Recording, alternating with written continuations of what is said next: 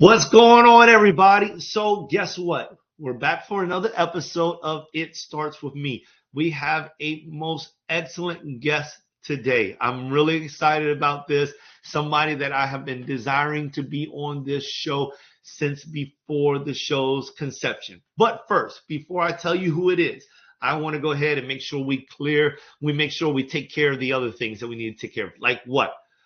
Please comment, contact, click on a form if you want to join the podcast or share your story. Like and share, love. Please visit us on what? Google, Apple, Spotify, Anchor. We're there. We're all over the place. You can always find us on the Tenacity Foundation YouTube or inside of our LinkedIn or Facebook.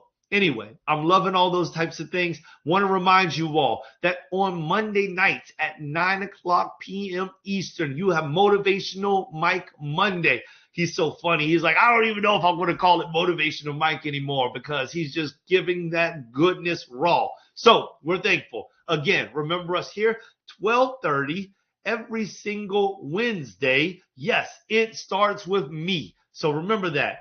12 p.m., 12:30 p.m. Eastern. And again, we'll be back again for the Community Beacon every single Friday at 6:30 p.m. Eastern. You'll have your hosts, Michael Seville and Joel Simmons. Anyway, it's time. Let's get ready. We're going to now bring to the front our guest of today. It is Miss Veree Jenkins, also known as my mother. I love her. She is the founder and CEO of the Federation of Families of Florida. She's been actively pursuing and working this career and helping people all over Florida for 21 years. She is the most excellent mother, the awesome grandmother, the faithful and devoted wife, the caregiver of hundreds, the resource of thousands. She has become a mother to countless numbers of individuals. And yes, I do share her because she is most excellent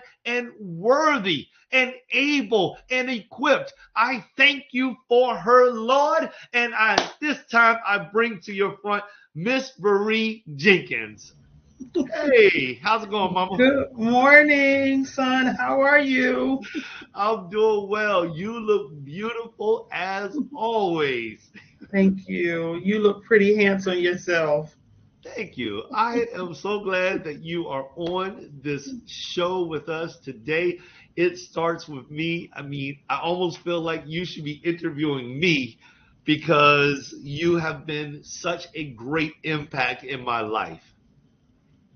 Well, I'm very proud of you and I'm happy to be on your show this morning. Thank you. You're getting me out of my comfort zone. Yes. At least I'm trying to believe that. Well, you're doing it. You're doing it right now. Just for those of you all out there, she was not so comfortable about being in front of the camera, but she's going to do it. She's getting out of it.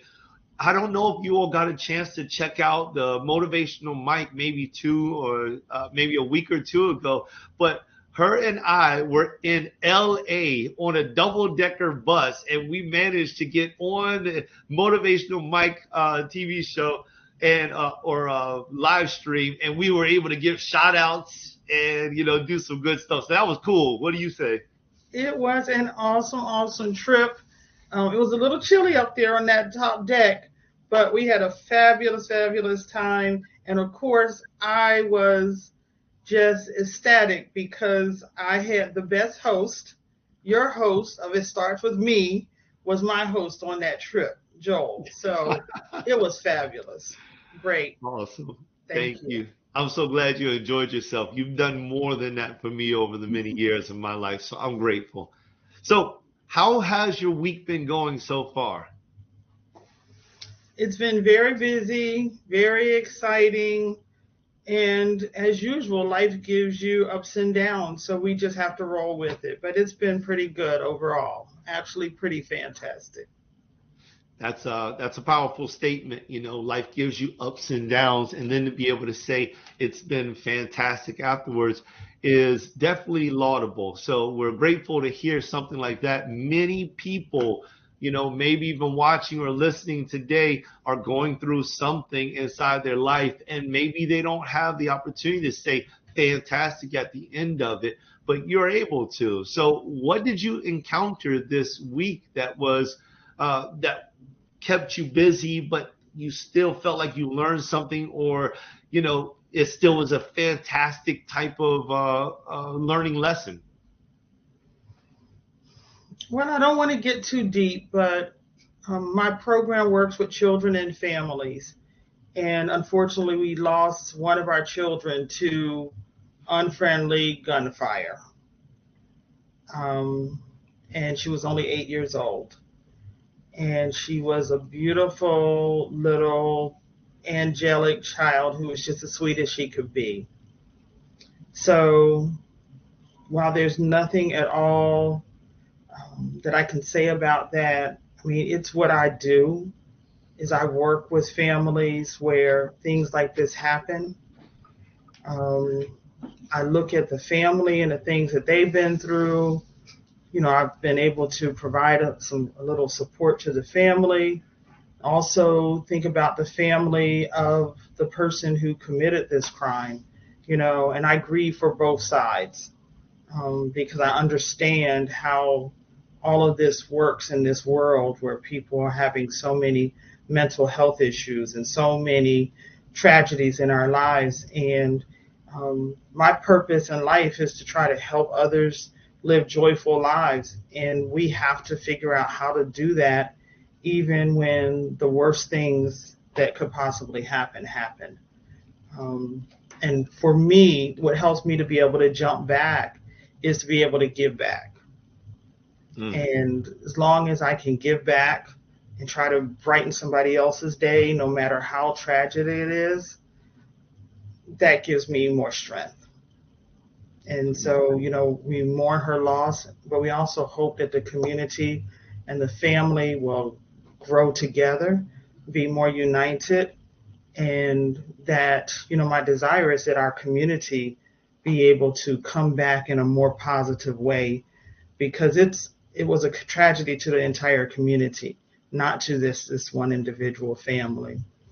So I admit I didn't mean to come on and talk about something but this is really what's happening in our world, in our communities today, that these things are happening, that people are not focused as much on the value of life, and that people are so hurt, and I'm always concerned about what can we do to prevent that hurt from infesting someone's life and causing them to act out in such a grievous way. So, I want to turn this conversation around in the sense that, even when we have adversities, we have opportunities to be able to build up the community, to build up other people. And for me, you asked the question, it starts with me. For me, as a child, I myself experienced childhood adversities. And it was that at the age of 4, not much younger than this young girl that I'm speaking of, that when I saw adversities in life, I said, you know what? My first exposure to women in the workplace, really strong women in the workplace, was in the public school system. So at that time, I decided maybe I'll be a school teacher. So if I ever have some adversity in my life, then I would have a strong foundation to work with, to be able to raise my family and to be able to create a positive impact in the world. And so that's really how it started for me. It was an adversity that I observed that gave me the motivation to try to move on. Wow. This is a powerful testimonial. There's a lot going on here. And I definitely appreciate what you're doing there for the community. and how well you're keeping yourself together to be able to help so many others. And I know you didn't really want to dive too deep in that, and I understand that because we want to give respect to the families and the community. So I won't ask you any more questions in regards to that. But I do want to know about, there was something that you said, about when you were 4 years old and how you went through some childhood adversities and how the situation today is reminding you of back then when you had a turning point in your life and decided to become a teacher. So tell us more about that. What was it that inspired you right then and there at 4 years old to transition into this giving type of career? Mm-hmm. Well, I won't give all of the details. However, I happened to be at the age of 4 when I observed um, a woman in distress and who was vulnerable. And oftentimes we don't think about children, and we think we underestimate their thought processes. But even at 4, my thinking was, oh, I never want anything like this to happen to me. So after observing that, I went to school, to kindergarten in Trenton, New Jersey. Um, and I was watching my teacher. And at 4, the thought went, that's a good career. I'd be able to make a good living at being a teacher.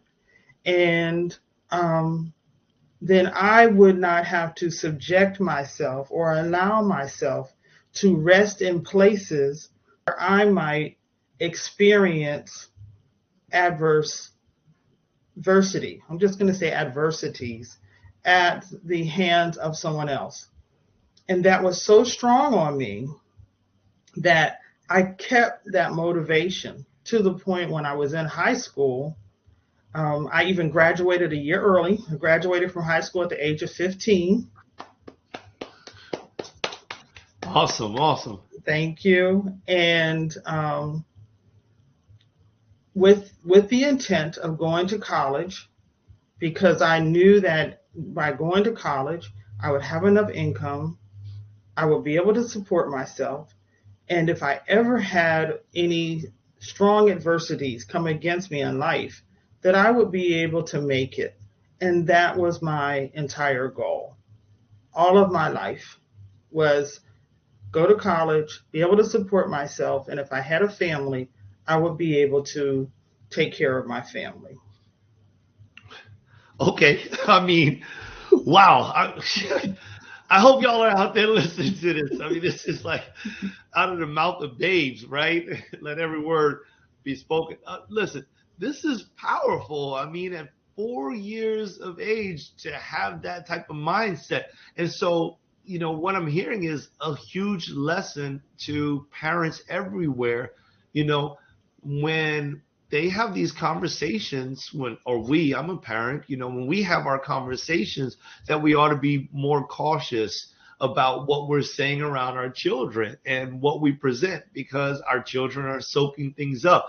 You had a mind to do two things: to make sure that you would never be placed in a danger zone that could cause you pain. Now, I know we can't protect ourselves from everything, but you at least had that mind to not put yourself in a position that could get you into some type of trouble. And then you also started to create this plan to broaden your horizon so that you will be financially stable and able to take care of whatever came.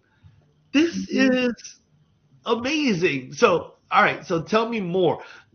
What were some of the things that maybe caused you, difficulty along the way in this transition, from going from a little child straight through school into this adult person that is able to deal with the stress and make the money? What were some of those difficulties, if you had any?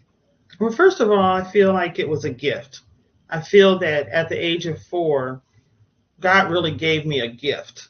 When he planted that thought in my head, it was the most precious gift that anyone could give me.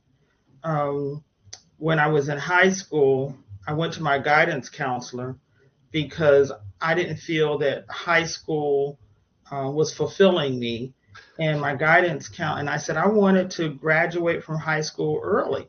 And I knew that all I needed to do was to take a particular class that was from the next level up, and then I'd be able to double up on my classes and then graduate early. And my guidance counselor said, no, you're too young. That's for students who are aging out of the school, and we allow them to do that. So, to put a positive spin on that skill, I was determined that I was going to graduate early. So, I went another way. I had a mentor who used to use the expression, try another way. Well, before I even met him, I had already incorporated that into my life. That when I couldn't make it one way, that I would just try another way. And so the other way was that I went to someone else. I signed up for the class. I took the class that summer. I came back to school. I finished on my courses so that I could graduate when I was in the 11th grade. I still didn't have a college to go to, but I had an idea that I wanted to go to a particular college. That was Hampton Institute. It is now Hampton University. And one of our instructors had planned a field trip to take some of our students to another college that was nearby Hampton Institute. And so I asked if I could go along. I did not want to go to that other school, but it was in a neighboring city. So he took me, but he said, I'm not going to promise you that we're going to stop there because this is a day trip. It was several hours away and we may not have time. And I jumped in the van. We went to the other school. It was actually Norfolk State University in Norfolk, Virginia. And when you cross the bridge coming back in from Norfolk, you come into the city of Hampton, Virginia. And I begged him. It was almost 5 o'clock. The administration office closed at 5 o'clock. And I begged him, please, this is the last day for submitting an application to go to Hampton Institute. I had already applied to 2 other universities. And I begged him so much that he had to pull the van into the college campus. I turned in the application a few minutes before 5. I received my responses from the other 2 schools. The last one I heard from was Hampton Institute, and that is where I graduated from with my bachelor's degree in education, was Hampton Institute. That's powerful. And might I add, for those of you all who don't know, this was during the time when you could not just simply send an email in. No. It just didn't work that way. Mail was wasn't gonna get you in there quick enough, right? This was it. You had to show up. So I mean, wow. Okay, so let's gather some of the good out of this, because there's a lot there. You know, there's a lesson in there about recognizing your own self-worth, being aware of yourself, and being aware of what you want. And, gaining a mentor, we talk about that often, about, getting a coach, consultant, getting a mentor. And you were at the age of 15 and you were like, okay, I need a mentor. Tell me a little bit more about that.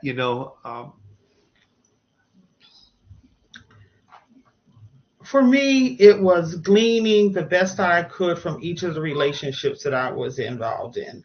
It wasn't just one individual. When I look back over my life, I believe that I had the ability to discern from different people those pieces that I needed.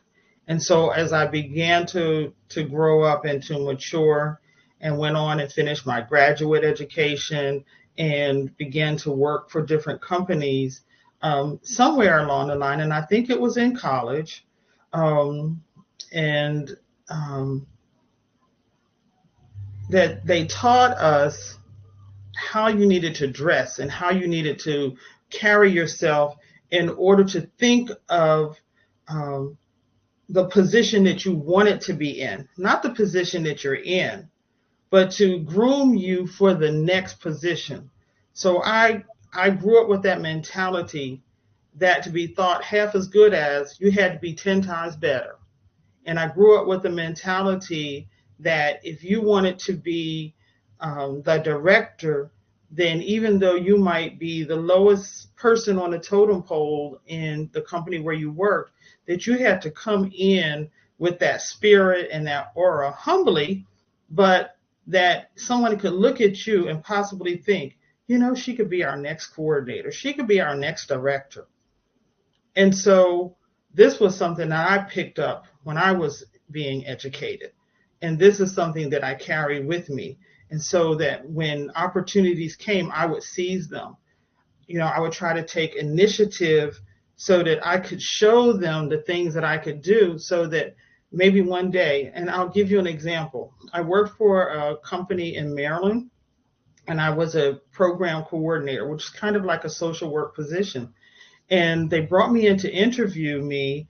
And while they were interviewing me, they would just pluck my brain for all kinds of information about how to open up residential treatment facilities. They were writing a grant, and I had worked in a residential treatment facility before. And so I gave them all this information. And one day I'm sitting at home, and it dawned on me, well, who are they going to hire to be over the program? And I had basically laid out the foundation for them. And so I went to the executive director and I said, do you have any plans or ideas on who you're going to hire to be the coordinator of this position? And he said, no, we don't. I said, well, have you thought about me? I think I could do it. And I did get the job. I did get the job. And, you know, my next challenge was to create a budget, which he just gave me all this information. He said, I want you to create a budget and bring it back into me. And I have to admit that I went home, I spread out all the budget information. I was like 23 years old. And I could handle my own budget at home. And as I sat there looking at all these budgets, and like you said, we didn't have that technology back in the day, as the young people would say. But as I sat there in the middle of my bed with everything around me, the thought came to me, just think of this budget as if it were your own household budget, which you can manage. And I put everything together, did the budget, turned it into my boss, and I must have done okay because I never heard anything back from him, and I kept on making budgets. You know, and I think that, you know, even with today, me being nervous here with you today, it just shows that when you make up your mind to do something and you take that first step, that first leap of faith, that you can do pretty much anything that you want to do. Yes, yes. I wrote that down, as a matter of fact, as something that I felt like needs to be brought out, because I feel sometimes people, it's part of that self-awareness. They don't feel as if they can do something. For whatever the reason is, they doubt themselves. And you just have this aura of self-confidence and this belief in yourself and what you're able to accomplish, that you're able to do things that you had never done before. And I think that that's powerful, because you also are giving a message about how you learned how to prep yourself for what you desire to see. I call that PAM management, you know, where we project a specific outcome and then we act on it until it manifests. But you were living this way before I was even, you know, thought about. And it's just amazing. So, all right. So we're going to start to wrap this up. where do you see yourself at in 5 years? I mean, this can be a really big question. But I would love to know where you see yourself going in the next 5 years. So I've been really blessed. The Federation of Families was another opportunity I was blessed with, and that I had that I seized and that I took advantage of, not in a negative way, but I just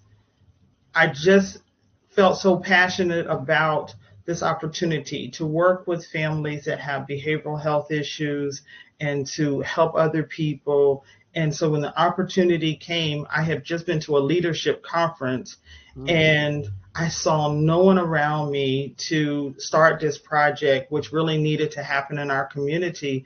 And so after the leadership conference, I came back that Monday. My boss said, take off from work. And I came to work and I wrote the articles of incorporation. And here we are 21 years later. And that project has concluded. I say that to say that I'm really blessed that I have such a wonderful job, that I truly believe that the things that I'm doing on my job, except for all the paperwork and administrative stuff that we're required to do with grants and so forth, that I'm blessed to be doing something that I would do even if I wasn't getting paid for it. And everyone cannot say that. And so it really fits my lifestyle. I know that it has been a blessing for me. And so 5 years from now, what I see myself doing is less of this, not on a schedule, on my own schedule. My husband and I have this dream, Dad and I have this dream that we'll only work Tuesday, Wednesday, and Thursday from 10 to 2 so that we can have long weekends and so that we can be involved more in ministry and in the community. And I am so excited, and that's what we are moving in the direction of. And for me, it's always been about, and I'm going to have to go back and tell you, I love your theme, It Starts With Me, because I think at the root of it, all I want for other people is for them to see that seed growing in them. And then if we have an opportunity to be able to see what's in them so that they can grow and get to the capacity that God has for their lives. And I always say I would like to see people have joy in their lives. That's it. That's what I want to do. That's what I'm doing. I would just like to be able to do it on a different type of schedule. Well, in 5 years from now, I would like to be in some type of program, whether it's this one or some other one, and have you back in 5 years. So, God give us the grace to be there 5 years. And I would love to be able to pull this episode up and say, hey, are you there? Because I think that you will be. You have projected everything in your life up to this point, and God has blessed you to be able to do all the things that you desired to do, and you do well. You help many people all over, and your testimony is strong. All you have to do is look up Veree Jenkins in the World Wide Web, and your face will pop up. So I think that that's a pretty astounding accomplishment that you have done, and I'm proud to call you mom. Thank you, son. Absolutely. All right. Is there anything that you would like to leave with the listeners or the viewers before we close out? Simply just believe in yourself. Don't have any doubts. And what God has for you, it really is for you. And so just be ready that when it appears that you're ready to walk in it. Couldn't have said that better myself. All right, everyone. This was Miss Veree Jenkins, and we were glad to have her with us today. I hope that she'll come back on the show in the future. Maybe. I took the first step today. Yes, you did. Yes, you did. Eat your heart out, Neil Armstrong. All right. Well, with much thanks, we're going to go ahead and send you to the back room, and we're going to close out this show. Thank you. All right. So listen, that was Miss Veree Jenkins of the Federation of Families of Florida. She left a lot of good stuff, So remember these things, groom yourself for success. Start now. You can do it. Glean from the best. Take whatever it is, any type of good you can get, glean from the best. It's for your own good. Attend leadership conferences and get consultation or coaching or mentoring, so you can help glean from the best and you can learn and prepare yourself for the future. And remember, you can be whatever you want to be. All of these messages are things that she not only shared with us, but things that she has done inside of her life to give her the type of success that she has. All around the world, we want you to know from this show to you, not only it doesn't start with somebody else. It starts with you just as it starts with me. Peace.